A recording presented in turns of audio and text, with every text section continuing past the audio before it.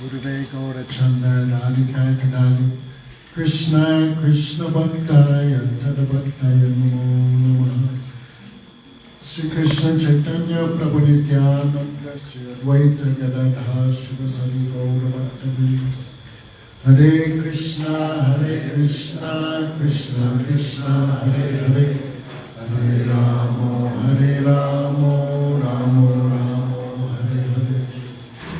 So first of all, I offer pranams to our Gurudev, Vishnupad Vidati Swami, Sri Bhaktivedanta Narayan Goswami Maharaj, our Rupanuga Guru Varga, especially today to our two Shiksha Gurus, Nitya Leela Parishri, Vamana Goswami Maharaj, Nitya Leela Parishri, Bhaktivedanta, Trivikrama Goswami Maharaj, all Vaishnavas, Damodarashtakam.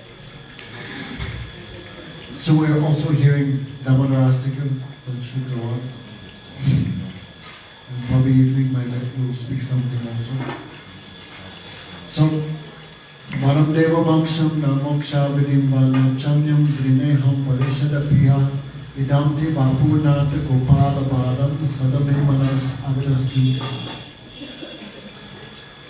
So he's praying he don't want any, even though Krishna can give everything, he's the best of the givers of benedictions. Still, Satyavada Rishi is saying, I don't want anything. No dharma, na artha, na kama jame, na hu vichai niravan, janami, janami, rata, ram, parihi, bhova. Bharat Maharaj.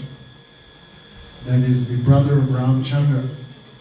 When Ram asked him to take a benediction, he said, I don't want dharma, artha, karma, or nirvana, but rather birth after birth, I want attachment to your lotus. So one can pray like this only when one has some ruchi, some taste. In Shikshastakam we see the same thing. Nadanam, najanam, nasudarim, kavitam, vajagadishaya, jagadisha kamaya, mama janmani janmiswari, bhavadat bhakti ahantu.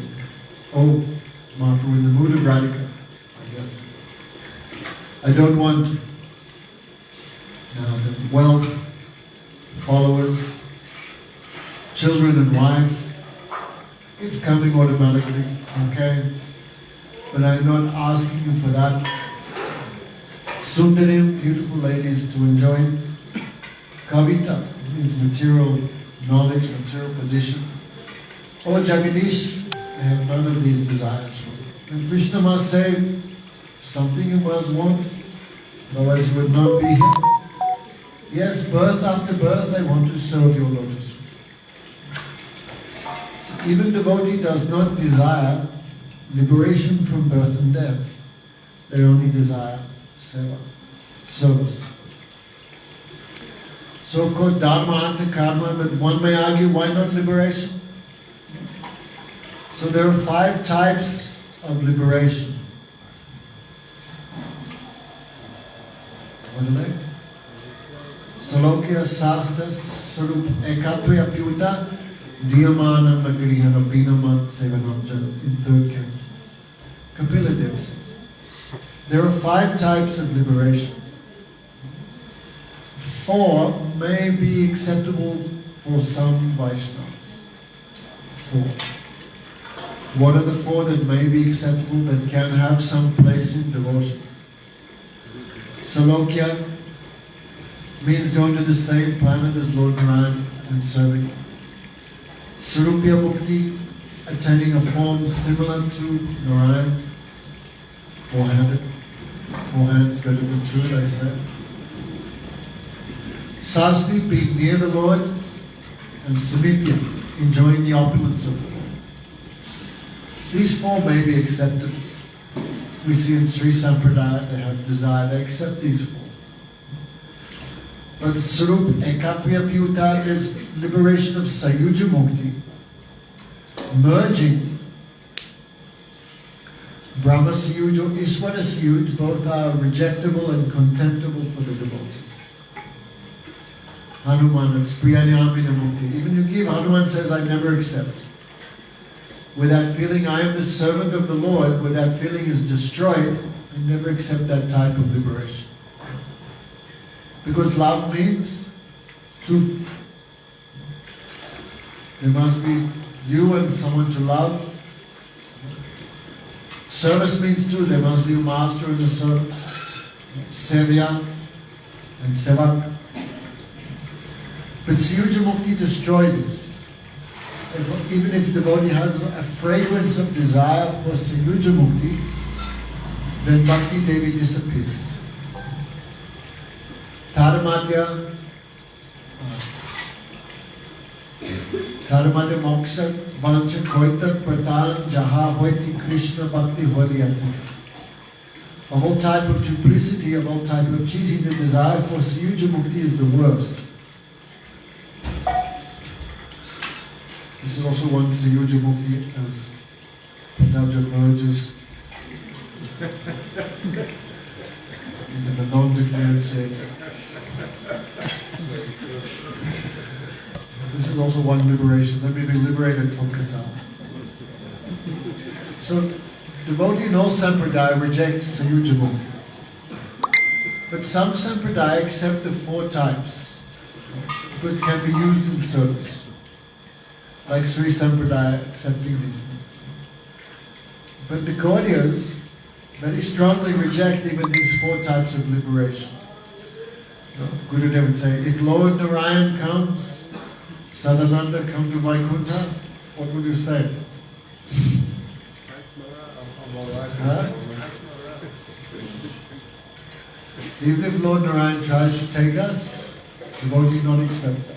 Devotee of Radha Krishna not accept. Even if Lord Ram, very charming, come Lakshman. No, I will not accept that also. We want Radha Krishna Pranamo Jugala Kisho, Jivana Marana Gati Adamani. Even Dwakadish Krishna will call us. And mostly, we see mostly Gaudiya Sampradaya. They want to serve Radha Krishna. Why? Because even Vaikuntha, inconceivably some defect is there. Have to be very careful how we speak, because Vaikuntha is the place of defect, but still compared to the Brijavasis' love and affection, some defect is there. Because there is also some subtle desire for your own enjoyment. Narayan gets everything. Narayan has unlimited opulence. You're also there sharing the same planet, same as him. So some swasuk uttara, some desire for own happiness is even there in Vaikuntha. So the devotee of Radha Krishna reject that. Therefore Raghunath Goswami very nicely said, Api tvatta lakshmi pati rati miti vyovanayam. Oh mind, you should give up dharma na adharma shruti kanana vinaktam kilikuru braje Radha Krishna pacho parichadati. Oh mind, give up all type of dharma and adharma that mentioned in the Shrutis. Mind, you should even give up attachment to Narayan, Lakshmi Patinath, Narayan, give up that attachment. And instead develop attachment to Radha Krishna. When Guru Maharaj was first traveling around America and other places, then he would go to the devotees' homes, and there devotees had Jagannath, Sringadev, Ganesh was there, but not Ganesh too much. Four-handed Sambhuj, all this type of stuff was there. Then Ramchandra would be there, Sita Ram, everyone. And Gurudev would ask them exactly, who do you worship? They could not answer. So Gurudev did great. He said in the beginning, maybe people don't see too much importance. Say Krishna, say Go, say Krishna is Jagannath, no difference between. But still if you look, some difference is there. You cannot go many places. You cannot be a servant, a friend of many and servant of none. Therefore Gurudev would teach us this. Vishwanath Chakradadyo Bhagavan Brajesha Tanaya Tadharma Vrindavanam Ramya Kuchit Upasana Brajapati Bhagini Kalpita Srimad Bhagavate Pramanamamalam Prem Pumato Mahan Sri Chaitanya Mahaprabhu Matamidam Tatra Dharona Para. There may be many, many charming and all merciful incarnations, but Aradhya Bhagavan, we worship only Krishna, the Son. Brajesh Tanya. Brajesh means Nanda Baba. Brajesh also means Vrishabhanu Maharaj. So we worship Radha Krishna. Where, of all places to live, Vrindavan is the topmost. We should not be going to Dwarka or Badrinath. Bhaktisiddhanta Saraswati Thakur had one sannyasi disciple, and independently he went to Badrinath. So Saraswati Thakur took off his sannyas, and called him Badrinath Das. Because showing independence. After eating too much humble, then I think he got it back. So this mind going here, mind going there, we should try to fix the mind in one place. So of all places to live, Vrindavan is the topmost. Tadama Vrindavan Ramyakuchin, of all methods of worshipping Radha Krishna, the service of the gopis is the best. What is the proof? Srimad Bhagavatam is the proof. And what is our goal? Braja Prem. That is our goal. Whose opinion is this? This is the opinion of Lord Chaitanya. We do not accept any other opinion. So,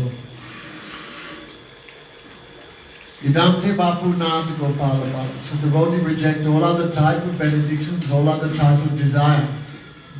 Just like a tree, a Christmas tree, for example, or a fruit tree also. If you do not prune the or rose bush, if you do not cut the unwanted branches, then tree not produce good fruits. So in Bhagavad Gita, Krishna says, the materialist whose mind is many branched cannot achieve. So the farmer, he cuts off the unwanted branches so that the original trunk goes very high and produces something. So the same way these other desires, especially desires for mystic power, material enjoyment, what else? Wealth, thank you, Guru. AC, all these other deviations should be very carefully cut. Sometimes we cannot even see what is our deviation. A patient cannot often tell on disease, especially mental problems. I heard Lalita was saying, every psychiatrist has to go to a psychiatrist. There's so much rubbish hearing, then sometimes I guess you take that off. So many times we cannot understand our own disease. I remember last Kartik Maharaj, it's not enough to give yourself the stamp of approval. I am very good. Who says? I said. Our own stamp of approval is not very valuable. Many people think I'm doing very good, I'm nicely doing, but actually, higher type of Vaishnava may have some different view of it. Like the 12 karat gold may think he's very good. The 24 karat is still 24 karat. That's why Swajata Ashrayasnita. We need to be in higher association. Because we think we are very good. Damodar Maharaj, what problem? No problem. The higher devotee will see, no, many problems. The default is that they will point out the fault. And in the form of abuse, generally. That's the surefire way of snipping off those unwanted branches. So, always Swajata Asray Snigdha, always stay in association of devotees who are more advanced than you, who are in the same line, Swajatya, Gaudiya Samprada, and especially Snigdha, affectionate to us. So today is the disappearance of two great Vaishnavas. So I will speak something today, but the main thing will be today. Unless we always stay in this type of association, we cannot become free from our faults. Just like patient cannot operate on themselves. So the patient needs some anesthetic. What's it called? anesthesia. So Guru Vaishnava, by their affection, this is like one type of anesthesia. Otherwise, without anesthesia, operation, patient may run away from the operation.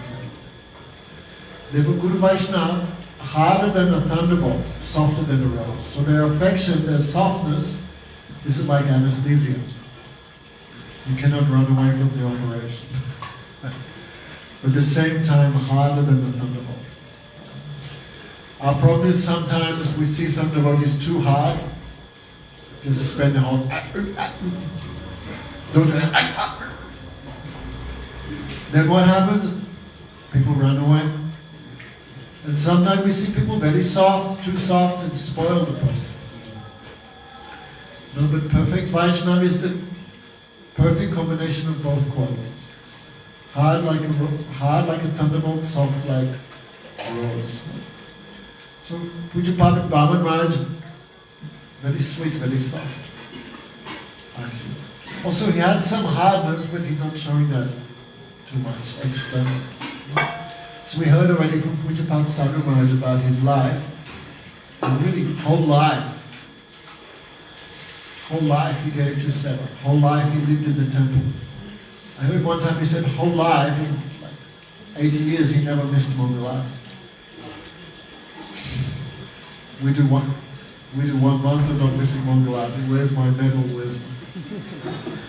So he was very ideal. Therefore Sajjan Seva, the ideal servant of the high-class personality. So Pujapata Sadhu Maharaj talked so much about him. Now, he was very learned. I remember the first time I met him actually, Guru Maharaj had just left, we came to Mayapur. I came to meet Bhakti Prabodh Puri Maharaj. So I was living there. Then one devotee said to me, you want to go the other, it was the first day of Kartik, you want to go the other side and see the Gaudiya Maths there? I was like, oh yes. So we didn't know it was the first day of Kartik because in ISKCON no one knows what it is. Kartik has not too much importance. So we went to Devananda Gaudiya Maths. So that time we went in and it was Guru Puja of Vamana Maharaj, and there was 3 brahmacharis doing Guru Puja on the first day of Kartik. And Maharaj is just wearing a t-shirt. This was a charya of such a huge mat, I had no idea because I didn't know who he was. He was just wearing a t-shirt and just sitting, so simple. This was a charya. Idea never came in my head. I didn't know who he was. But anyway, so we went for Guru Puja, and we also stood there for the Guru Puja. We did pranam. And then he stood up and he left, and he smiled at me and went, Hare Krishna. And I remember thinking, he is very nice, very sweet. Yeah, Hare Krishna. Afterwards only we found out that was Bhakti-Ram Bhagavad Goswami. So practically the most senior Vaishnava on the planet. So, also in 96 when I was in Gurudev's room, I had not taken initiation. Gurudev we were talking in Gurudev's room, then someone came in the door, and my back was to the door.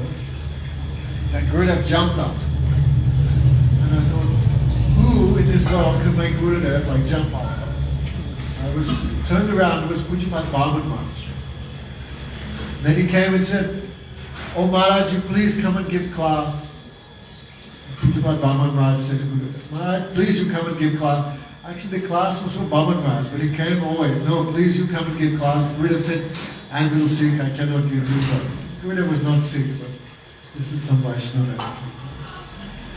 So, Pujapata Vamana Maharaj went to give class. Then Gurudev said to me, you go and you sit right in the front. And if you're lucky, he'll speak some English. At that time I didn't know Bengali. I remember when Navadvip Parikrama meets thousands of people, 7,000, 8,000. When Gurudev said, sit right in the front. And there was no initiated nothing. But Gurudev ordered, no, so I remember I went right in front of all the millions of Bengalis and sat right in the front. Then Pujapata Trivikrama, he was speaking. And he spoke like half an hour. I remember Vamana Maharaj watching him because we were right in front of him.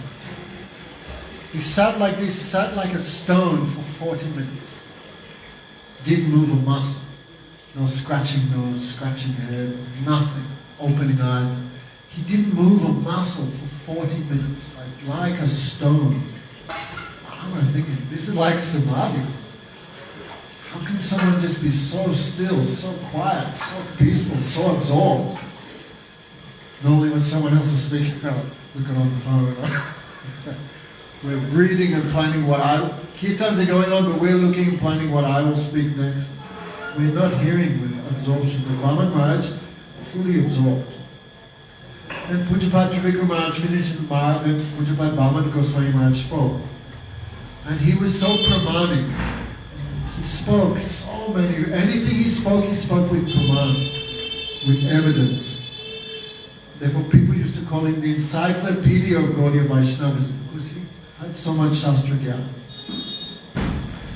Then he was speaking, and I was lucky because many of the verses I knew from the Vineshwars, so I could sort of follow everything. Then he's speaking an hour, 15 minutes. And I was thinking, when's he going to speak English? Probably I was the only white guy there. So Barbara was speaking 1 hour, 15 minutes. I was thinking, when's he going to speak English? Then he finished. And I was going, that was disappointing. Guru said he would speak English. And the whole class, his eyes were closed. Whole class, his eyes were same as hearing, the same speaking. Then he finished and he opened his eyes and he goes, and he did speak English. He said, Bhagavatam is a matter of realization only. That was worth waiting for. He was so absorbed, so absorbed. You see, his room was pretty much always locked. He didn't like talking too much to people. But anytime you walk past his room, he's sitting up straight. Hare Krishna, Krishna Krishna, Hare Hare. Straight. That time he was quite elderly. We are all young, but we all sit like jellyfish. No backbone, so any wall we go against that. So he was so much absorbed in Harinam. He would chant 2 lakh Harinam every day. He'd say, 1 lakh I chant for myself, 1 lakh I chant for my disciples. He would say like that. So he left this 2004. That was last time we did Parikrama in Gaudiya without Samiti. So I took sannyas, 2003. No, but he left in 2004, but he left 2003. So. No, you took sannyas 2003, But that was the last time we did Parikrama in Devananda Gaudiya. So when we took sannyas, then Gurudev took us in the room. Gurudev was saying to Maharaj, Maharaj, you should also speak mantras to them. And Maharaj goes, I cannot, I have forgotten. At that time, really, he'd not, some say Alzheimer's, something like that, but really he'd not speaking to anyone. This last 2-3 years, he'd not spoke to anyone. So Gurudev was saying, Maharaj, you give mantra to them. He goes, I cannot, I have forgotten. Gurudev was really laughing. But anyway, still we got his nice blessings and everything. So he was very affectionate, very good, very high class Vaishnava. We were too much lucky just to see him. Many times I got a chance to ask some question from him like this. He was always very kind, very kind. And today is also the disappearance of his godbrother, Pujyapat Trivikrama Goswami Maharaj. He left in 2002. Kartik time, this time. So, yes. So, anyway, we will hear about it. I want to speak tonight a little bit more, okay? So, Pujyapat Vamana Maharaj was a little aloof, but Pujyapat Trivikrama Maharaj was not aloof. He was so much affectionate. Actually, most people were terrified of him. Because after he was very strict also.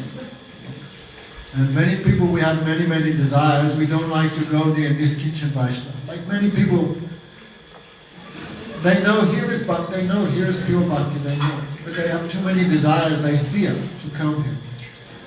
But this is very foolish, no? Because if you have disease, you have to go to the doctor, you cannot fear the doctor. So, Pujyapat Trivikrama Maharaj, he was very strict. And most people were too much afraid of him. So, he used to say his door was open, but no one would ever go in his room.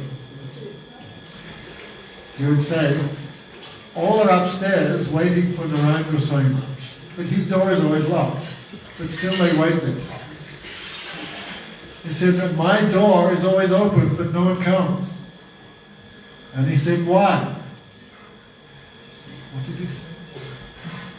He said, they are all afraid. I always speak the truth and everyone is afraid of the truth. Therefore no one comes to me. Like this. So he was like that, but he never cared who comes. He didn't care. But he was very, very affectionate also. If you could, like the coconut, if you break the hard shell, when you get to the Malayan side, Maharaj was like, not so easy to pierce the coconut. But actually did he pierce the coconut for us, so we didn't have to do anything.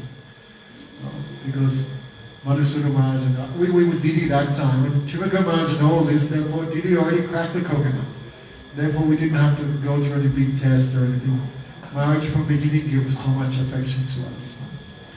So I remember the first time I met him, he was saying 96, the same Navarit Parikrama.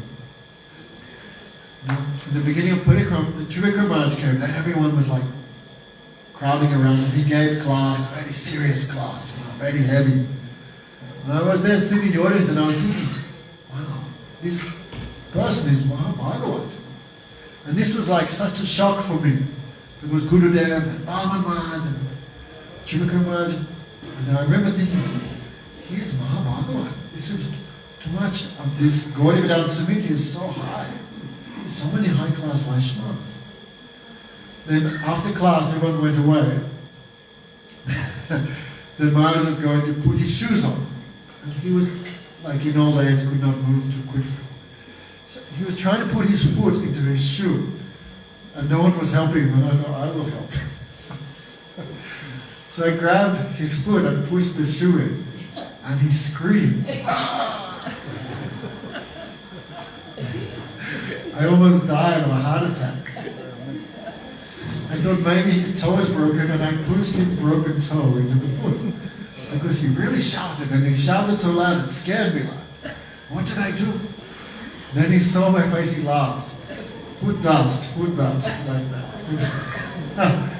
So anyway, he was very, we'll talk tonight more. But because Gurudev would say, no sevak ever survived Trivikrama Maharaj. That's why he has no sevak. And he would come along, but no one did, so I don't know why. No one did, and I liked, and I also got that chance. So it was very, Trivikrama Maharaj always liked to keep the sevak very close. He would never let you go anywhere. Just stay there for purification. And really, anyone staying, we are not renounced, but anyone stay in that type of association, because Gyan and renunciation are servants of Bhakti.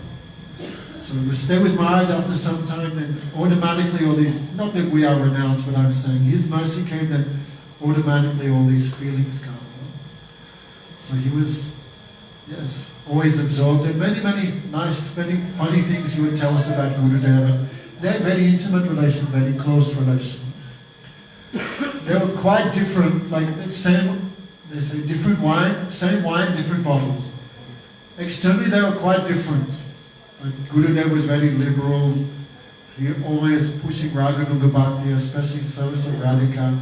Gurudev Katha always end and start with Radhika's glories, Rupa Goswami's personal mood. Gurudev so much promoting this. But Trivikrama Maharaj, he was always promoting the opposite side, like a coin have two sides. He would say to Gurudev, you are telling them about Manjari Bhav, but all they are thinking is, when can I get married? So Trivikrama Maharaj would always push this, I may say, the Vaidhi side, and also necessary. Unless our spiritual practice, our mind and senses have little control, what Guru Vaishnava give us, we cannot hold.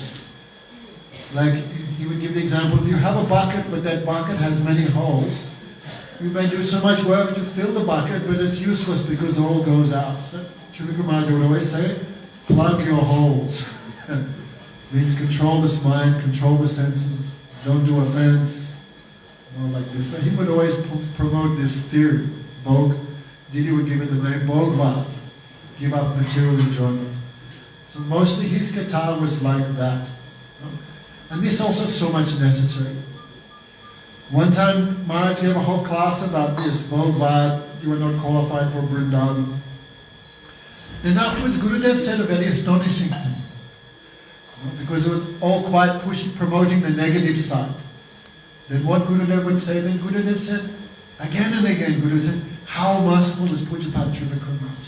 How kind he is. You cannot understand how high he is and how low he's coming to speak to you. You cannot understand how kind he is, how merciful.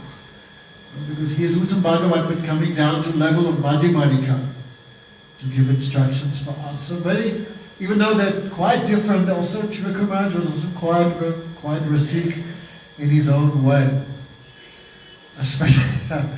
Especially he used to ask many questions. One time he wrote a list of 20 questions for Gurudev in Rup Sanatana. He goes, if Maharaj has some time, I have some questions for him. And Gurudev was just laughing, so much laughing at all these questions. And finally at the end of 20 questions, Didi has that list upstairs. Then finally, Gurudev would say, the only person who can answer the questions of Trivikrama is Trivikrama. But when Trivikrama would answer these questions, then Gurudev's katha would go so high katha at that time. Especially Gurudev would speak katha, but when Trivikrama would come, Gurudev's katha would go Mananakyamabha, past that. But when Trivikrama was there, Gurudev's katha would not reach such high levels. One time Madhav Maharaj, Pujapat Madhav Maharaj told me, he asked Trivikrama, Maharaj, it seems you are against Gurudev. Whatever he speaks, you're always speaking against him. Then Trivikrama said, no, I'm not against. But you don't understand. Narayan Goswami Maharaj is like a beehive. What's it called? A beehive. A honey beehive. Unless you hit it with a stick, the honey not comes out. So that is my job. I am hitting that. So they're very intimate relations, very, so much affection for them. When Pujapat Trivikrama would come for Brajamanu Parikram, then he would go straight in Gurudev's room. That time Gurudev's room was downstairs, a quite small room if you remember. Then Trivikrama would do dandavats, and he was quite large, so he would block the whole room and do dandavats. Then Gurudev would get up and go around the side and do like this to Maharaj's feet, again and again, do pranam. And Trivikrama was quite large, he could not move. So Gurudev would do that for like some quite extended period of time. So they're very, very affectionate relationships between those two Vaishnavas. This lesson. These days we see many people so much self-interest, they cannot tolerate someone goes high or someone collects more followers. So we see a great lack of empathy, compassion. If someone does nicer than us, we should become happy. So Pujapat Trivikrama, so much non-envious person. Even though he had no disciples, still he always gave wonderful advice to us. Even though we were so much attached to Pujapat Trivikrama, he would always tell us, always follow the order of the Divine Master. So Trivikrama never tried to take anyone for his own service or own enjoyment or own pratishta. Really, he could always give the disciples on the feet of Gurudev. So Maharaj will speak more, he knows so much more. So what can we say? Sri Kartik Brat ki jai. Sri Bhaktivedanta Bhavan Goswami Maharaj ki jai. Sri Bhaktivedanta Trivikrama Goswami Maharaj ki jai. Go Premanandi.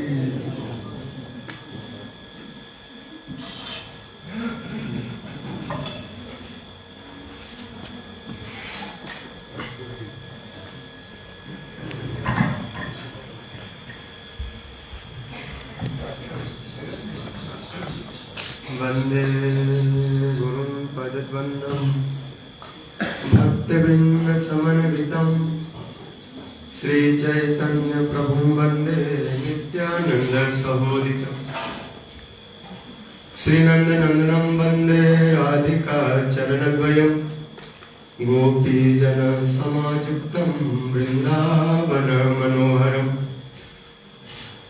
Sri Krishna Chaitanya Prabhu Nityananda Sri Advaita Gadadhar Srivasadi Gaur Bhakta Vrinda Hare Krishna Krishna Krishna Hare Hare हरे राम राम राम।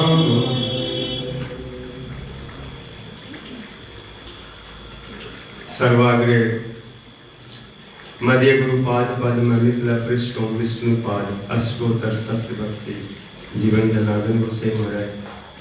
मिथिला पृष्ठों विष्णुपाद अष्टोत्तर सहस्र भक्ति वेदांत नारायण गोसाई महाराज। मिथिला पृष्ठों विष्णुपाद अष्ट भक्ति वेदांत वामन गोसाई महाराज। मिथिला पृष्ठों वेदांत त्रिविक्रम गोसाई महाराज तथा समस्त रूपानुगुरु वर्गों के चरणों में अनंत कोटि दंडवत प्रणाम करते हैं कि कृपा की प्रार्थना। उपस्थित समस्त वैष्णव धर्मार्थ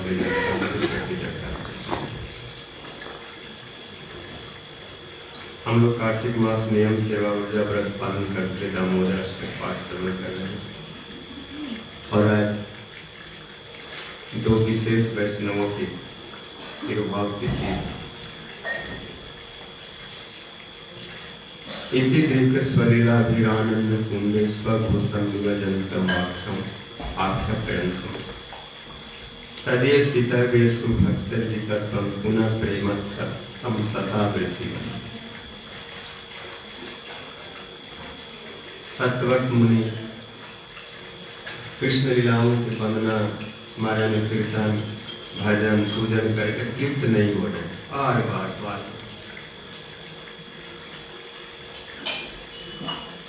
क्योंकि भागवत रस से कभी तृप्ति नहीं होती। स्मृति सोना का ऋषि से कर रहे हैं, कितना भी कहिए वयम न तो विकृत्याम उत्तम श्लोक विक्रमे जट श्रीमताम रसज्ञा नाम स्वादु स्वादु पते। हम भगवान की लीला कथा से कभी तृप्त नहीं हो सकते। जो रसज्ञ होते जिनको रस का ज्ञान होता है वो एक एक अक्षर में एक एक शब्द में एक एक सेंटेंस में एक एक श्लोक में कितना कुछ निचोड़ लेते हैं।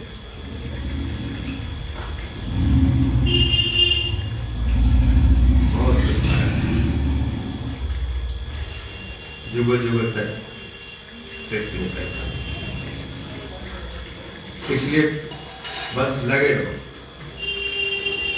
वाणी से स्मरण करो, श्रवण करो, कीर्तन करो, मन से स्मरण करो, शरीर से प्रणाम करो और संपूर्ण जीवन दे।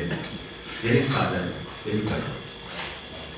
रोते रोते भक्ता श्रवण नित्य जलम समग्रम हाथ आजुर हरे रेव सकलम समर्पणे बाग विस्तवंतो मन सास्मरण तन्मान नमस्कार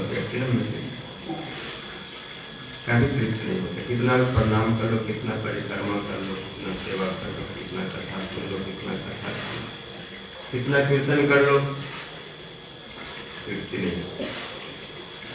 बस अंतर इतना है कि साधारण साधक इन सब चेष्टाओं को अपने पाप निवृत्ति, पुण्य प्राप्ति, कुछ सुख पाने के लिए, कुछ लाभ पूजा प्रतिष्ठा के लिए करते हैं, लेकिन एक शुद्ध भक्त इसमें डूबने के लिए करते, डूब जाते उनको और कुछ अंतर इतना है। साधारण भक्त जल कीर्तनम जल स्मरण जल इच्छनम जल वंदनम जल श्रवण जल लोक सत्यो विधनोति कल्पना। ये बाहरी स्थिति में सोचते सब पाप आदि नष्ट करते, लेकिन भक्ति का मुख्य फल नहीं। पाप नष्ट हो जाए, दुख चला जाए, सुख संपत्ति आ जाए, ये भक्ति अंग का मुख्य फल नहीं है। अगर ऐसा कुछ शूद्र फल मिलता है या ऐसा शूद्र फल कहीं सुनने में आता है कि भक्ति को प्राप्त होती है, तो केवल बहिर्मुख लोगों को भक्ति में लाने के लिए ऐसा कहा गया।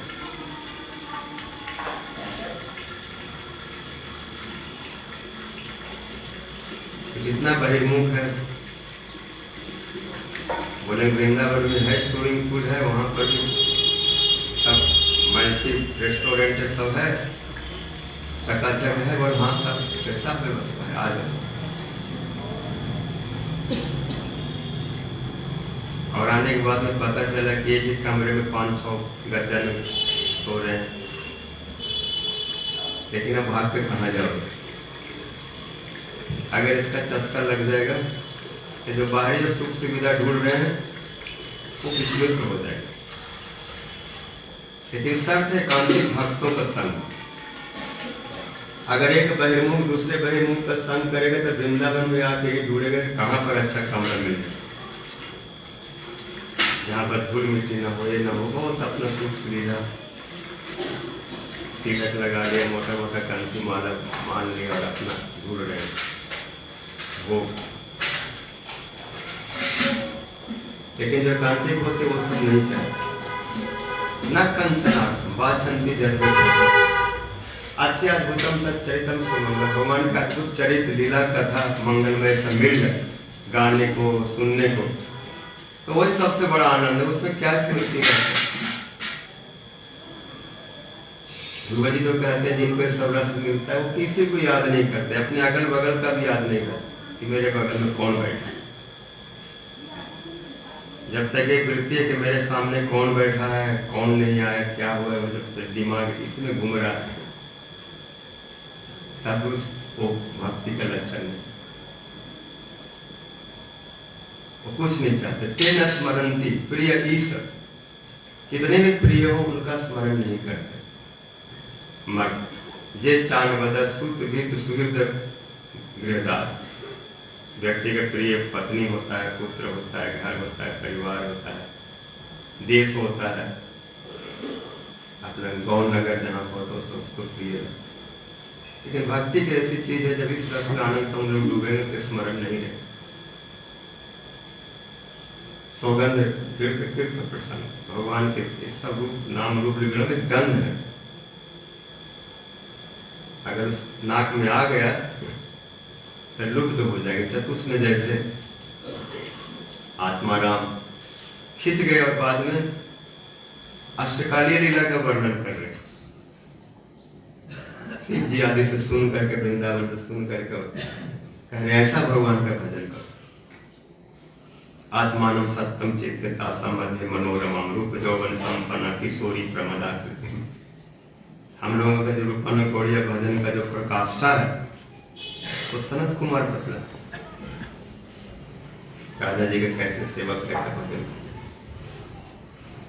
नाना शिल्प कला विद्या कृष्ण भोगानुरूपणी परपितामती कृष्ण ने तत्व भोग परान। बहुत उच्च स्तर का जो मंजरी भाव कब आएगा? जब कुछ नहीं चाहेंगे, बस इति दृक स्वलीला वीरानंद कुंड। ये जो कृष्ण के लीलाओं का जो आनंद कुंड है, कितना बड़ा कुंड है जिसका कोई और छोर नहीं है। कुंड को तो बोल दिया लेकिन उसका कोई अंत नहीं है, क्योंकि उसमें पूरा का पूरा ब्रज डूब जा रहा है। स्वघोषम निभजन, अतः कृष्ण लीलानंद से कोई नहीं बचा।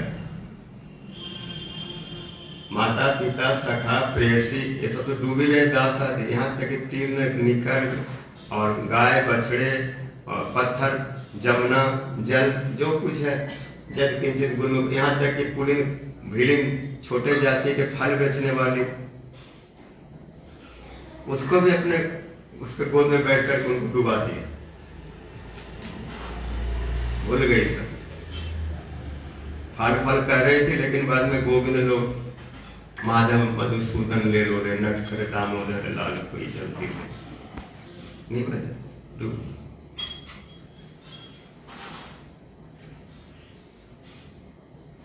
इस प्रकार दिखला रहे कि जो एकांतिक है, केवल विशुद्ध प्रेमी तो केवला भक्ति करते हैं, अन्य विलासता शून्य भक्ति करते हैं, किंचना निष्किंचना भक्ति, पूर्जिता भक्ति जिसको कई उसकी केवला रे विशुद्ध प्रेम ऐश्वर्य नहीं जाने, ऐश्वर्य देख लो से निज संबंध करी माने। जिनमें केवल भक्ति, कुछ उसमें मिलावट नहीं, ऐश्वर्य जाति नहीं, केवल अपना संबंध।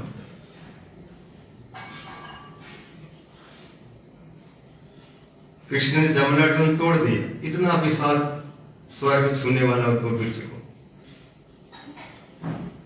कृष्ण ने तोड़ा, वही खींचे। नारद जी का ये सब बार था कृष्ण उद्धार करेंगे, लेकिन बाबा देख करके कह रहे ये कैसे टूट सकता है। कृष्ण हंस रहे, बोला ये तो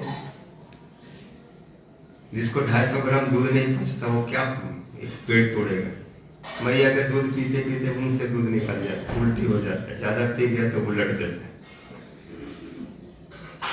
बच्चा होता है ना, अगर थोड़ा ज्यादा पिलाए तो ये सब बाबा मैया देखते हैं तो इसमें क्या था। फिर सोचते ना तो कोई वर्षा हुई, न कोई बात हुआ, न कोई थंडर बोल्ट गिरा, और न कोई हाथी घोड़ा आके इसको उखाड़ दिया, कोई हाथी धक्का मार दिया, ऐसा कुछ तो हुआ। ऐसे कैसे? तो देख करके भी नहीं देखते। कृष्ण कुछ भी करता, ये विशुद्ध प्रेम ऐश्वर्य नहीं था। और अगर कभी जान भी जाते हैं तो नारायण ने कर दिया, या मैं जो पूजा करता हूं इससे भगवान भक्ति से खुश होकर के, क्योंकि गर्गाचार्य बोले थे कि इसमें नारायण का प्रवेश है। गर्गाचार्य बोले इनके गुणों की कोई तुलना नहीं है। बहुनी संति नाम आने रूपानी चतुर्थ, आपके पुत्र कितने नाम गुण रूप लीला है कि कौन इसकी बराबरी करेंगे। किसके साथ में उदाहरण दो? अगर कोई उदाहरण का कोई व्यक्ति है तो नारायण है, लेकिन वो भी पूरा नहीं, कुछ समानता कर सकते। हमारे क्षेत्र में जो लीला की मधुरिमा है, वेणु की, रूप की, प्रेम की, नारायण के सामने कहां से आएंगे? अगर इनके बराबर नारायण होते तो लक्ष्मी बेलवन में क्यों ना कर रगड़ती? क्यों कृष्ण के संग चाहते? नाटपत्नियां कह रहे जलवांछा से जस्मिन महाराज विलास लीला नम सच जम प्राप्त से रवि कपूर तत्रो लसन मंजुन कुंज कुंजे ममस्तु वृंदावन। जिस वृंदावन के रास विलास आदि लीला को लक्ष्मी भी नहीं पा सकती। बहुत चेष्टा करे, तपस्या करे, अभी तपस्या करे, तो नारायण भी इसकी समानता नहीं कर सकते। ऐसे इनमें सारे सौंदर्य माधुर्य भरे, और उस माधुर्य सौंदर्य में सबको डुबा है। एक बार जो डूब गया वो फिर कहीं दूसरी जगह नहीं जाए।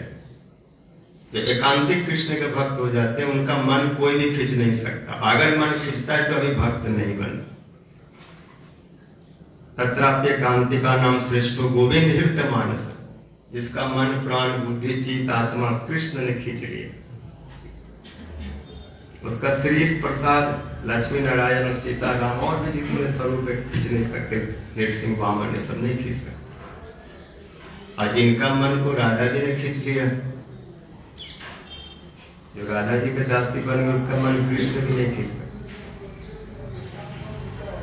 रघुनाथ गोस्वामी ने कहा हमें बकारी कृष्ण नहीं चाहिए, आपकी कृपा चाहिए।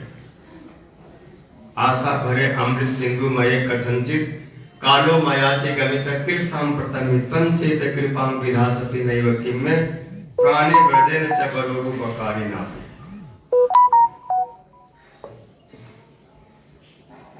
तो थोड़ा थोड़ा हम वैष्णवों का स्मरण कर लेते हैं, क्योंकि समय अधिक नहीं, अभिषेक करना है। फिर सायंकाल में थोड़ा बहुत कीर्तन करेंगे अगर समय मिला तो। आज ये समझिए कि गौड़िया वेदांत समिति में 3 प्रसिद्ध तो है ही, भक्ति वेदांत वामन गोसाई महाराज, भक्ति वेदांत त्रिविक्रम गोसाई महाराज, भक्ति वेदांत नारायण गोसाई महाराज, हमारी इच्छा सन्यासी। लेकिन 3 के बीच में एक और थे तो पूरा संपूर्ण जीवन गौड़िया वेदांत समिति के साथ में ही रहे, और वो थे हमारे गुरुदेव, हमारे दीक्षा गुरुदेव भक्ति जीवन जनार्दन गोसाई। और वहां पर इनका जो भूमिका थे एक प्रकार के जज जैसा। इन तीनों में अगर कुछ आपस में कुछ होता, विशेष करके जब गुरु जी कुछ राजा जी की महिमा सुनाते, क्योंकि गुरु जी का शुरू से ऐसा स्वभाव रहा, और उसमें हमारे गुरु जी का संग भी एक कारण रहा, क्योंकि इनके संग में, इनके साथ में जो कथा सुनते थे इनको भी लोभ हुआ। परम गुरु जी थोड़ा बहुत राजा जी की महिमा बोलते, ज्यादातर वो न्याय की भाषा, वेदांत की भाषा, तत्व सिद्धांत की भाषा बोलते, और रस को थोड़ा छू करके हट जाते। लेकिन हमारे जो इच्छा गुरु थे वो रस में डूबे रहते। तो जब परम गुरु जी प्रकट हो गए कि हमारे गुरु जी 4 लोग रहे, कुछ बात त्रिविक्रम महाराज जी सुन रहे थे, बहुत प्रश्न करते थे। और जब गुरु जी कभी कथा में बोल रहे थे कि कृष्ण क्या है, कृष्ण तो राधा जी के गुलाम है, दास है, राधिकारे दासी यदि होय अभिमान शीघ्र मिले कर गोकुल। त्रिविक्रम महाराज सुन के दम से फिर मिला था। क्या समझ रखो कृष्ण, कृष्ण परम तत्व, ऐसे बहुत तर्क युक्ति देने लगे। एक बार बरसाना में उनको याद है, कथा हो रहे थे तो मैं पहले सुना था त्रिविक्रम महाराज जी की कथा में खूब गुरु जी को बोलते रहते थे, तर्क वितर्क करते रहते थे। तो बरसाने में गुरु जी बोले थोड़ा कथा बोले, ऐसे मैदान में पार्क तरफ से बैठे थे और त्रिविक्रम महाराज सामने कुर्सी लगे बैठे। मैं नया नया बच्चा था, ज्यादा दिन उनको देखा नहीं था, 1-2 बार ही दर्शन हुआ था। लेकिन 1-2 बार दर्शन उनके कथा में देखते, गुरु जी कथा बोलते तो बाद में कथा को पूरा उलटते रहते। गुरु जितना भी सुंदर कथा बोलो, उनका स्वभाव तो उन कथा को ढक दो, उसको पकाई कर दो। जो बहुत सुकृतिशाली है वो तो समझते हैं, बाकी लोग तो समझ नहीं पाते क्या सुनो क्या नहीं सुनो। तो उस समय ऐसे आए, आने के बाद में कथा के लिए बोले तो मेरा क्या हो, पूरा आवेश में आके बोले जो राधा जी को भजन नहीं करते, राधा जी का अनुरत नहीं करते, वो कपटी है, दाम्भी के फलाना ढिमका, जो भी रघुनाथ गोस्वामी जी का जो भाव, उनके संग में मैं एक क्षण के लिए भी नहीं जाऊंगा, उसका मुख भी नहीं देखूंगा। देखो ना चंद्रावली के स्थान को दोना में छाछ भी नहीं पीते, फेंक दी, तो वहां से लाया, उसको पिलाएगा मेरे को। जो हमारे राधा जी के इतना विरोध, इतना प्रतिपक्ष में रहता है, उस स्थान उस वस्तु से हमारा कोई मतलब नहीं। ये सब सुनने के बाद में जब उनके पास गया, प्रणाम के तो रो रहे, और कहने लगे कि तुम आज मेरे को इतना एक किया कि मैं सब भूल गया, तर्क वितर्क इतना क्या बोल दिया। मैं कथा बोल रहा था और हमारी बात नहीं बोल रहा, रघुनाथ गोस्वामी जी के बात बोल रहे। 2-3 वर्ष कथा बोले, कुछ नहीं बोले। फिर 3 लोग सुबह में कुछ बोले तो उनको डांटने लगे। फिर गुरु जी घर में गए तो गुरु जी कहते तुम क्या करते हो जो तुमको त्रिविक्रम महाराज जी कुछ नहीं बोले।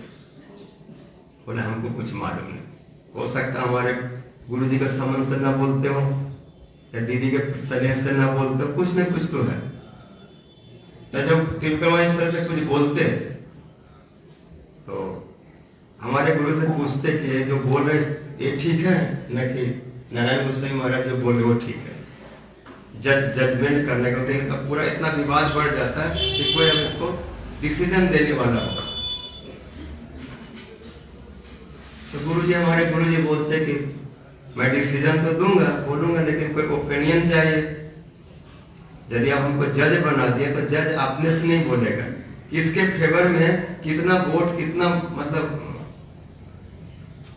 एलिगेशन स्ट्रॉन्ग है, जिसका पॉइंट ज्यादा होगा, बहुत स्ट्रॉन्ग फाउंडेशन होगा, ग्राउंड होगा, उसके पक्ष में जजमेंट मिलेगा। अब किसका फाउंडेशन कितना भारी है ये मैं तो नहीं बता सकता। कोई एक और वकील, 2 वकील आके बहस करे, वामन गोसाई महाराज से पूछते कि आप बोलिए आपका क्या मत है, कैसा कृष्ण भजन होना चाहिए इनके अनुगत में। तो वामन गोसाई महाराज बड़े रसिक, तो ज्यादा नहीं बोलते, थोड़ा बोलकर निकल जाते। एक बार ऐसा उनको पूछे तो बोले राधा पथ छाड़ी जे जन से जन, जे भाव से भाव था।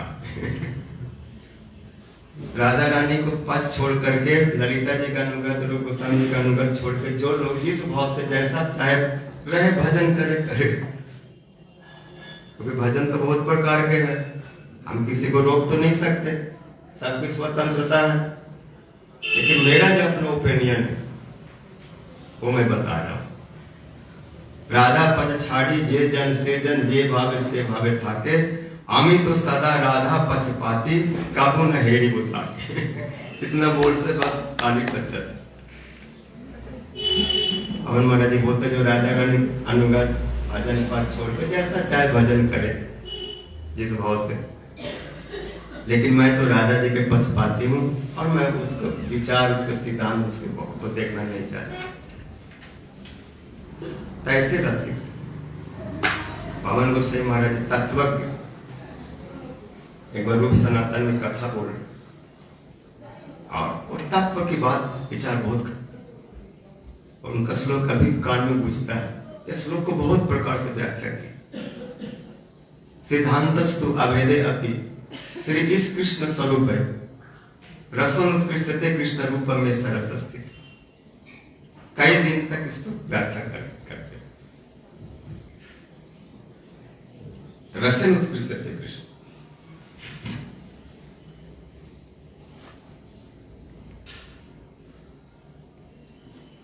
कृष्ण का रस विशेष है,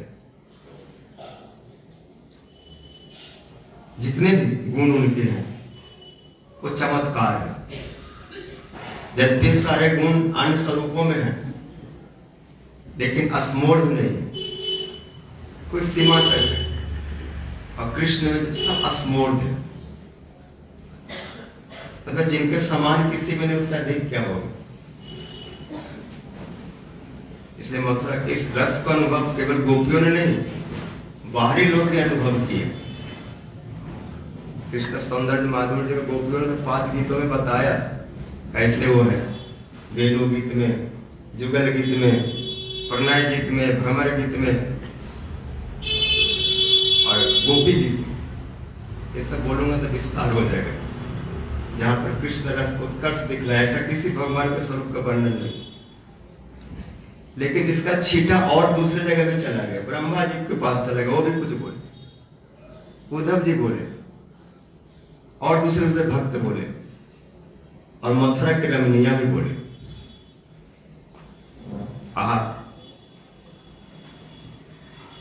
ये ब्रज की गोपियों ने क्या ऐसा आचरण किया। गोपिया किम आचरण जद अमुष्य रूपम लावण्य सारम अस्मोर्ध अनन्य सीधम दृग्धि पिबंत अनुसमम नमम दुरापम एकांत धाम जसस श्रिय ऐश्वर्य। कृष्ण के सौंदर्य, सारे श्री सौंदर्य माधुर्य स्पर्श का खान,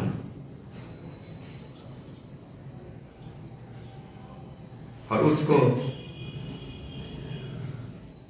केवल ब्रज की गोपियां पान करती। किमाचल जैसा विचार लेके बहुत कथा सुना है, थोड़ा बहुत याद आता है। बहुत गोवर्धन पूजा की कथा बोल रहे थे, ऐसे डूब के बोले, बड़े रसिक और अपने गुरु जी से उनका बड़ा प्यार था, क्योंकि बहुत छोटी अवस्था में आ गए थे। इनका नाम था सज्जन सेवक ब्रह्मचारी। कोई 10-11 साल की उम्र में आए थे और परम गुरु जी इनको खूब साथ में संग दिया। रूप पाठ प्रकट के बाद परम गुरु जी के साथ रहे, वो उनको खूब श्लोक सिखाते थे और उसके बदले में टॉफी देते थे।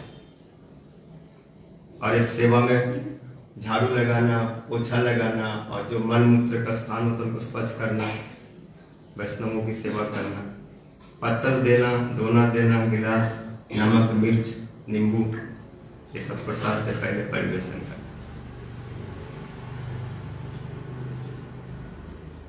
गुरु जी की खूब सेवा की। जब गौड़िया मठ में विवाद हुआ, कड़ा हुआ, कुछ लोग जेल चले गए वैष्णव, तो वहां पर जाकर के भोजन देते किया। तो जो गुरु जी प्रकट हुए तो वामन महाराज रोने लगे बहुत, क्योंकि सब याद आ गया उनको। एक बार एक प्रेस में काम करते हुए कंगली कट गया था, क्योंकि गुरु जी बहुत जोर से रोने लगे, फुट फुट के। ये देख के बोलते आप इतना रो क्यों रहे हैं, मैं मर थोड़ी गया हूं, इतना तो मरने के बाद रोते हैं। तब गुरु जी बोले कि तुमको अभी समझ में नहीं है, गुरु शिष्य का क्या प्रेम होता है। जैसे कोई बालक को थोड़ा भी चोट लगे तो माँ बाप को क्या होता है, जब माँ बाप बनेगा तो पता चलेगा। तुम जब किसी दिन गुरु बनेगा तो तुम बतलाओगे। तो वो सब याद करके महाराज जी रोने लगे। और उद्धव जी का जो श्लोक था, भाव, उद्धव जी जब कृष्ण स्वधाम चले गए तो उनका बहुत स्नेह प्यार मिला था। यहाँ तक भगवान बोले तुम्हारे जैसा मेरा कोई नहीं, तुम्हारे जैसे प्रिय तुम ही। तो उस श्लोक को बोल करके बीरा में कथा बोले थे वामन सिंह। नाहम तमाग्री कमले छनार्दे केशव तख्त मुत्सह नाथ स्वधाम नय माम अभी। मुद्दा बोले कृष्ण।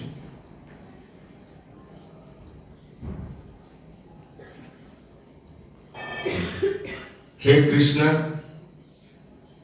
केशव, और उनका गुरु जी का भी नाम था केशव, भक्ति प्रज्ञान केशव से।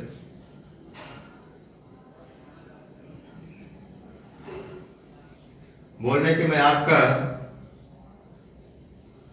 चरण छोड़ करके एक क्षण नहीं कर सकता। उद्धव ने बोला इसलिए आप मुझे अपने साथ अपने धाम में ले चले। मैं यहां क्या करूं?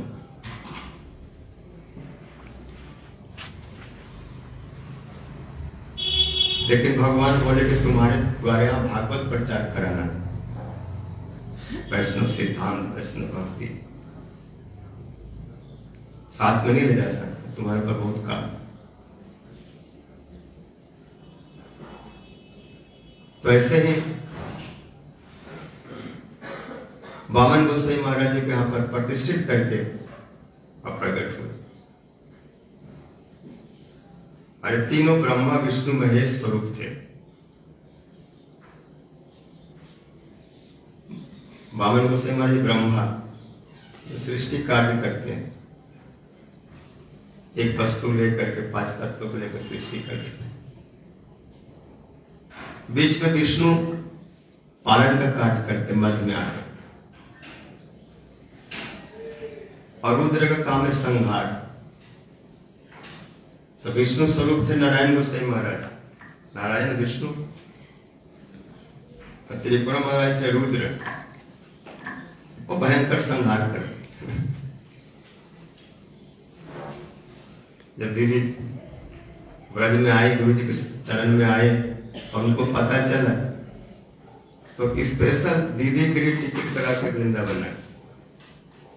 मैं उनको आप इस घर में भेज दूंगा, क्योंकि उस समय गौड़िया मठ में कोई माता जी भजन नहीं करते थे, कोई विचित नहीं। एक उमा दीदी रहती थी, वो अवस्था वाली थी, लेकिन दीदी जो आई थी कोई 20-22 साल की उम्र, और सब पढ़ाई और सब अपना त्याग करके नौकरी आई। और आते के साथ कथा में संघात शुरू कर दी। राधा रानी कुंज में बहुत कुछ बोले, इसका जैसा स्वरूप देखा इस पढ़ने की कथा ने। सादा कपड़ा पहनने से भगवान नहीं मिलते, और खूब सुंदर और कम उम्र होने से, बहुत पढ़ा लिखा होने से कहते। ऐसा गुरु जी सुने, आ रहे थे मथुरा से। फिर गुरु जी बोले हाँ, मैं कृष्ण के लिए, उनको पाने के लिए, राधा रानी की सेवा के लिए सब छोड़ दूंगा, उनके लिए ऐसा पढ़ूंगा, ऐसा रहूंगा, नहीं खाऊंगा, इत्यादि इत्यादि, जो भी माठा छाछ पी के रह जाऊंगा। बाद में महाराज जी प्रसाद पाए और हाथ धोने बाहर निकले, दीदी वहीं बैठी थे गुरु जी को प्रसाद प्लेट लेने के लिए। इतना बोलने के बाद इनके मुंह पर कुछ रिएक्शन नहीं देखे, कोई क्रोध या कोई नाराजगी, जैसे साधारण कथा सुनते ऐसे सुन रहे थे। इनके भावों को देख करके महाराज जी अनुभवी समझ गए, बड़े साधारण व्यक्तित्व नहीं, जिनको मैं इतना कुछ कह रहा हूं साधारण नहीं है। क्या उनमें देखे? बोलते त्रिविक्रमा जी किसी को देख करके इतना हंसना या इतना मतलब प्रसन्न होना नहीं होता, लेकिन जब इनको दोबारा देखे तो हंस पड़े जोर से। अब बोले मेरी कथा कैसी लगी?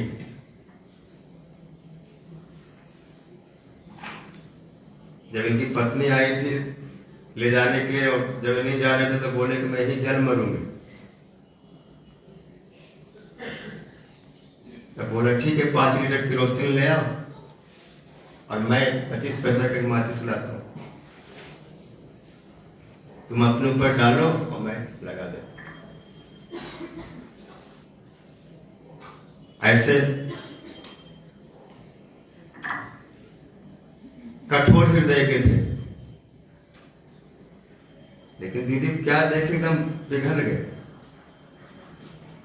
और एक ही प्रश्न कि मेरी कथा कैसी लगे, और दीदी बोले कि आपकी कथा तो नारद मुनि जैसी लगे। नारद मुनि कई बार लोगों में झगड़ा भी कराते हैं, प्रेम भी कराते हैं। उसके बाद इनसे इतना स्नेह हो गया, बहुत कुछ उन्होंने उनको दिया, बहुत सिखाए बताए। गुरु जी को पढ़ाए, लेकिन ये भी, और गुरु जी को बोलते थे मेरा एक ही तो शिष्य है दीदी को लेकर। गुरु जी बोले ठीक है और अपना बना देना। बोला और बनाने की जरूरत नहीं, मैं बना लिया। यही बहुत है। ऐसे दोनों में कला होता है।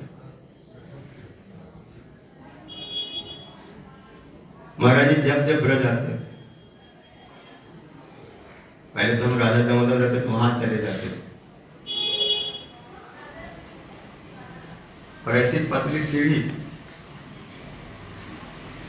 उसमें महाराज जी फंस जाते, लेकिन फिर भी जाते, वहीं रहेंगे, प्रसाद पाएंगे।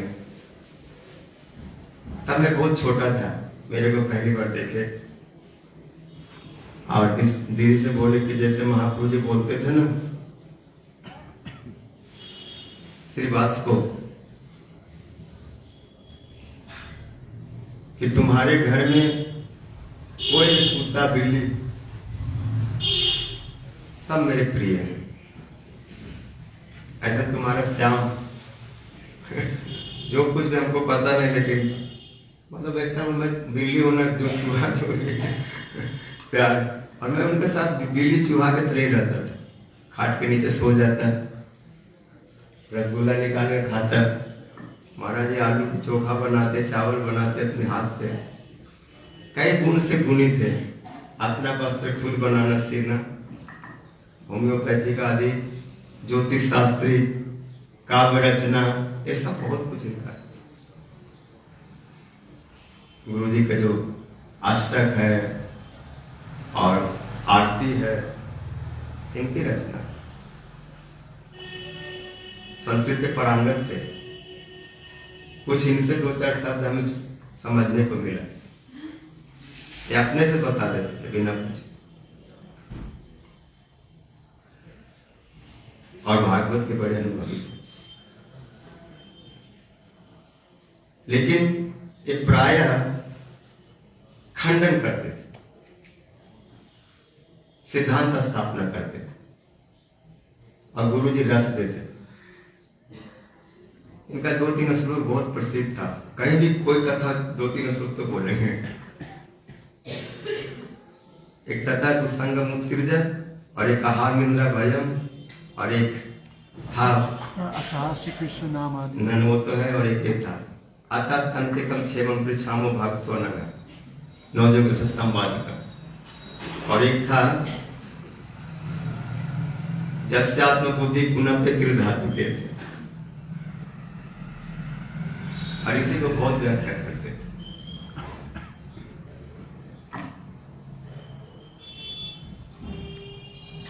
बोलते थे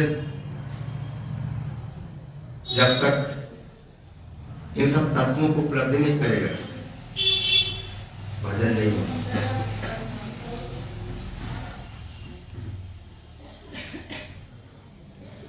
कई लोग तो इनके पास आके भाग जाते, क्योंकि बड़े स्पष्ट थे, सीधे बात करते। नवद्वीप में कोई माता जी एक पति पत्नी अभी अभी विवाह हुआ था, 4-5 दिन हुआ, प्रणाम करने आए और मैं सामने बैठा था और ऐसा कुछ बोले, वो दोनों उठ के भाग गए।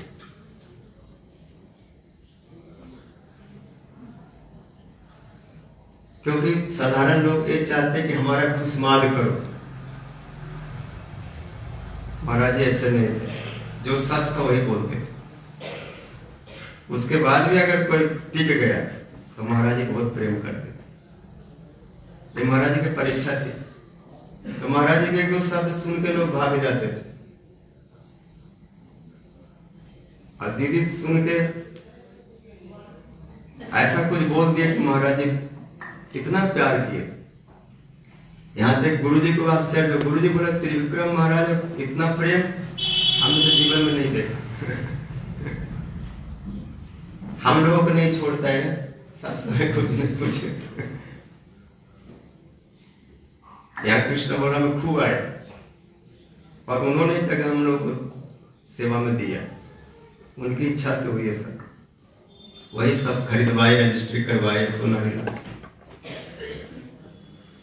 और यहाँ आके बैठ जाते, दीदी भोजन बनाते, प्रसाद पाते और वहां धूप होता था, खाट डालते तो सो जाते और कुछ न कुछ बोलते रहते।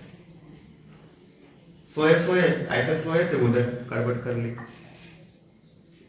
बोला महाराज जी क्या बात है, थोड़ा पीठ दाब दूं?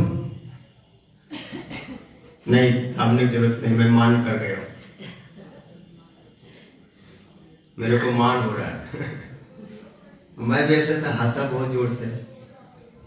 बोला जिनको मान होता वो थोड़ी बोलते मेरे को मान हो गया। ऐसे बहुत महाराज जी को क्या बताएं, बड़े सरल थे। जैसे भी सुना ना, बाहर से लग रहा है कठोर है, कर्कश है, लेकिन वैष्णव चिन्हित नारे दैवेर शक्ति। वैष्णव दोनों धर्मों पर धारण करते। वो वज्र से कठोर होते हैं और पुष्प से भी कोमल है।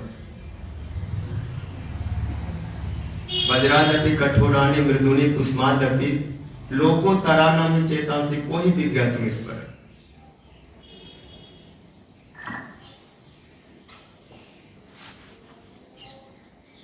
वैष्णव लोग इस जगत पे नहीं होते, लोकोत्तर होते, जड़िए नहीं। इसलिए उनके चित्त को समझना बहुत मुश्किल है।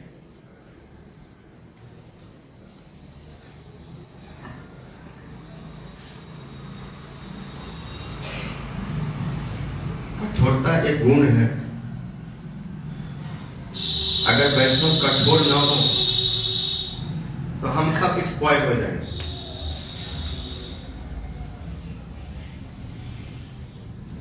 क्योंकि हम ऐसे बोले गड़बड़, कोई स्ट्रेंथ नहीं है। तो हमारा स्ट्रेंथ नहीं है और जिसका सहारा लिया उसमें भी यदि स्ट्रेंथ नहीं है तो हम जमीन पे पड़े रह जाएंगे। कोई लता वृक्ष का सहारा लेकर ऊपर उठता है क्योंकि वृक्ष में स्ट्रेंथ होता है। तो कठोरता स्ट्रेंथ है जो हमें ऊपर की ओर ले जाएगा, गुण है। लेकिन साधारण शिष्य समझ नहीं सकते।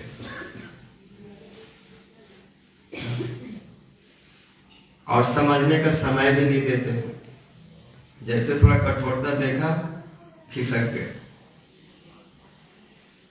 अगर टिक गए और उस चीज को समझ लिए तो जीवन कितना ऊपर जाएगा, गोलोक वृंदावन तक पहुंच जाएगा। इसलिए वैष्णव एक क्रिया मुद्रा विज्ञ नहीं। वैष्णवों की चेष्टा, क्रिया, मुद्रा, ये सब बड़े बड़े बुद्धिमान नहीं समझ। हम भी नहीं समझ पाते, हमें भी समझ नहीं आते। किंतु गुरु दीदी का संग रहा, उनके आंखों से देखा, उनके बुद्धि से, उनके सोच से सोचा तो थोड़ा समझ में आए, नहीं तो अपने न आंख न सोच न बुद्धि कुछ नहीं, कभी नहीं होता। और हम सबसे बच्चे ही समझे, कितना भी अनुभव हो जाए, लेकिन बेटा बेटा ही रहता है, बाप का स्थान नहीं ले सकता, और बाप को उपकार को भी नहीं चुका सकता। जितना बाप ने दिया, गुरु जी ने दिया, वैष्णव ने दिया, उसके बदले हमारे पास देने कुछ नहीं। एक अक्षर जो समझा देते हैं उसका इतना मूल्य कि चुका नहीं सकते। संपूर्ण जीवन में कितने अक्षर, कितने शब्द, कितने कुछ बताए सिखाए, एक एक के बदले में कितना देंगे। शास्त्र कहते एक अक्षर का बदले में भी नहीं दे सकते। एक अक्षर अगर गुरु शिष्य को बता दे तो त्रिलोकी के सारे संपत्ति से एक अक्षर के बराबर नहीं। कोई भी द्रव्य देख को ऋण नहीं हो सकता। इसलिए वैष्णव के चरणों में हम ऋणी हैं, इन्होंने दिया, इनकी कृपा से सब हमें प्राप्त हुआ। ये वृंदावन है, सब साधु संघ कहाँ गए। और मेरे से पूछो, सब प्राप्ति में त्रिविक्रम महाराज की कृपा, गुरु जी की कृपा, मेरे दीक्षा गुरु कृपा, जो भी कृपा मिली, ये सब दीदी के कारण मिले, क्योंकि इन्हीं से गुरु जी परिचित थे और उनके परिचय के कारण ही हमको सब आसानी से मिले। उनकी कृपा से, नहीं तो इनका संग हम कहां से पा सकते, इनकी चीज को कैसे समझ सकते। ये तो बहुत 30 जन्म से छोड़ दो, लाख जन्म में नहीं हो सकता। तो दीदी को ऐसा संग रहा कि 15 दिन में ही ऐसे बना दिए, इतना कुछ दिए, इतना सिखाए। 15 दिन में पी के पट्टा हो गया। जब इनके पास आया था तो 2 बात बोले मेरे को। एक तो राधा दामोदर ले गए और परिक्रमा करते करते लोग उसमें पास बोले, मैं इनको दे रहा हूं, आपके चरणों में फूल चढ़ा रहा हूं। मैं नया बच्चा था, मैं सुन के बोला क्या बोल रहे, समझ में नहीं आई उस समय। इनको आप ले लो।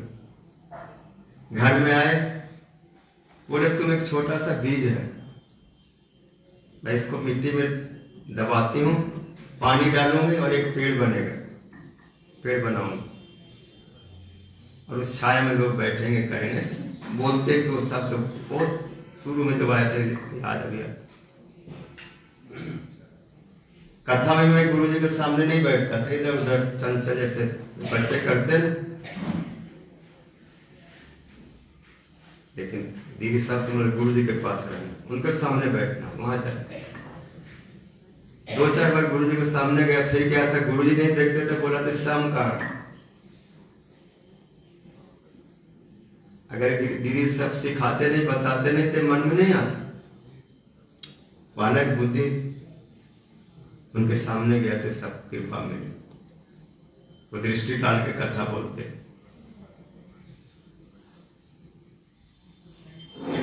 ये सब सूक्ष्म चीज है। इसलिए भक्ति भक्तों के संग से होता है, जिनमें वृत्ति वो देंगे। ऐसे नहीं कह दिया कि भक्ति से भागवत भक्त संगे नहीं पड़े। जब भक्ति अपने अपने होती तो सब भक्ति करने लगे। लेकिन अगर कोई भक्ति करता है, जानता है, कुछ अनुभव आया तो किसी ने उसको दिया है, ये मानना ही पड़ेगा। नहीं तो कहां जन्मे, किस देश विदेश में सोच सकते। आपकी भागवत संघ में भागवत भक्त संघ में पड़े, उनकी वृत्ति वही दे सकते, और कोई उपाय नहीं। अपने आप भक्ति नहीं होती, अपने आप समझ नहीं आती। वो समझने के लिए एक बार तो देखना और सुनना पड़ेगा। जिसको कभी सुना नहीं, जिसको कभी देखा नहीं, उसके बारे में क्या कल्पना करें। एक बार सुन लेंगे, देख लेंगे तो धारणा बनती है।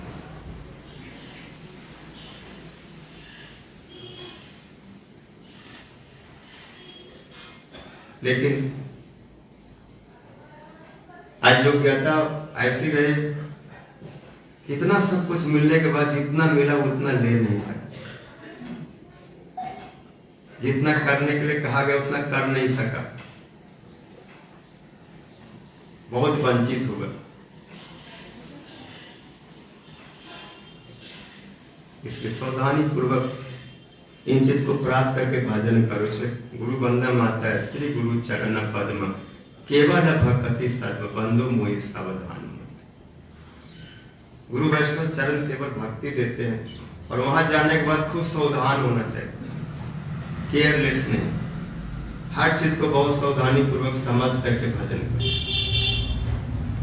क्योंकि यही मार्ग है और कोई उपाय नहीं। जार प्रसादे भाई ए भवतरी अजय, कृष्ण प्राप्ति है जाए। गुरु मुख पद्म वाक्य चित्त ते करिय एक आर न करी मन आशा। श्री गुरु चरण गति ऐसे उत्तमा गति जे प्रसादे पूरे सर्वास। चक्षुदान दिला जय जन्म जन्म प्रभु सोई, दिव्य ज्ञान हृदय प्रकाशित प्रेम भक्ति जहाँ है थे अविद्या विनाश वेदे गाय जहाँ। श्री गुरु करुणा सिंधु अधम जनार्दन लोकनाथ लोकेर जीवन, हा प्रभु कर दया देह मोरे पद छाया तू पद दे। इस प्रार्थना में कितना अनुभव है, अगर इस अनुभव को भी अनुभव कर ले और ऐसा जीवन उतार ले तो एक ही प्रार्थना बहुत है। नरोत्तम दास जी का प्रार्थना के पद है, क्या इसमें ऐसे महाराज जी लोग बहुत कुछ दिए और सायंकाल में सब कथा सुनेंगे। अभी अभिषेक का समय हो रहा है, तो वैष्णव जो पदवी है, वैष्णव स्थान है, बहुत ऊंचा है, गुरु के बराबर में। इसलिए गुरु वैष्णव भगवान तीनों को एक ही स्थान दिया। इनके प्रति कोई अपराध अवज्ञा ना हो। वैष्णव अपराध उल्टे हाथी माता उपाड़े व छीन लेता सुखी जाता। ये लोग